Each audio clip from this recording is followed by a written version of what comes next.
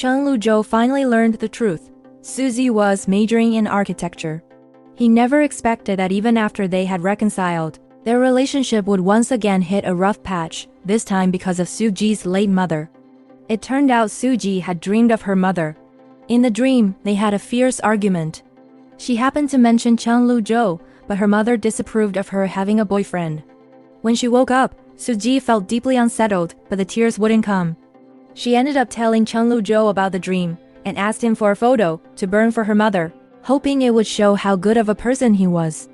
This request struck Chen Luzhou as a bit strange, but he already knew how unpredictable Suzy's mind could be. Wanting to help her let it all out, he took her to see a deeply emotional movie, one guaranteed to make anyone cry. But he forgot one important thing. Suzy wasn't like most people.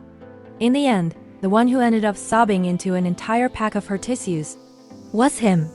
Ironically, Suzy was the one who had to comfort him, saying, "It's just a movie. You have to face things with logic."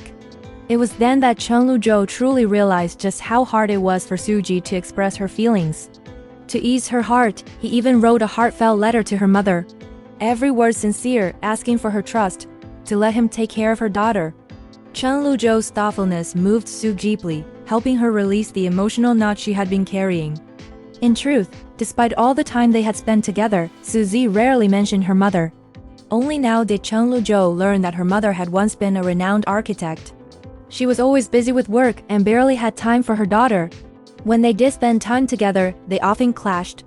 Suji never imagined there would come a day when she'd lose her mother, with no chance to mend their misunderstandings. After her mother passed, her father fell ill. One of her mother's architectural projects had gone wrong, injuring many people. Because of that, the family was often harassed. Slowly, Suzy learned to suppress her emotions, knowing that sadness wouldn't change anything. She threw herself into her studies. From then on, she began to shut out her sadness and grew increasingly unable to connect emotionally with others. Choosing architecture wasn't about passion or suitability, it was her way of proving to her mother that she could do it. Suzy's emotional awareness was, honestly, very lacking. Chen Luzhou still vividly remembered the time she tried to comfort him after he did poorly on a test, her words awkward and clumsy. He knew she meant well, but her way of expressing it was far from reassuring. Even so, despite her lack of sensitivity, Suji had scored a perfect mark on the entrance exam.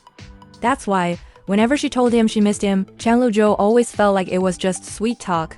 He still remembered, when they once kissed, she could still recall every plot point of the movie they were watching. Now she claimed she missed him night and day, yet still aced her exams. How could he not feel she was just saying it out of politeness? But Chen Luzhou was about to get proven wrong. When winter break came, Suzy returned to her hometown while Chen Luzhou stayed behind for a competition. The moment she stepped off the plane, a wave of familiarity hit her. She messaged him right away because she realized that only in Beijing did she truly feel deeply loved. Back in her hometown of Qingyi, all Suzy wanted was a quiet and peaceful winter break. Meanwhile, Chen Luzhou couldn't help but recall those times when Suzy used to say she missed him, even though he once thought those words didn't mean much.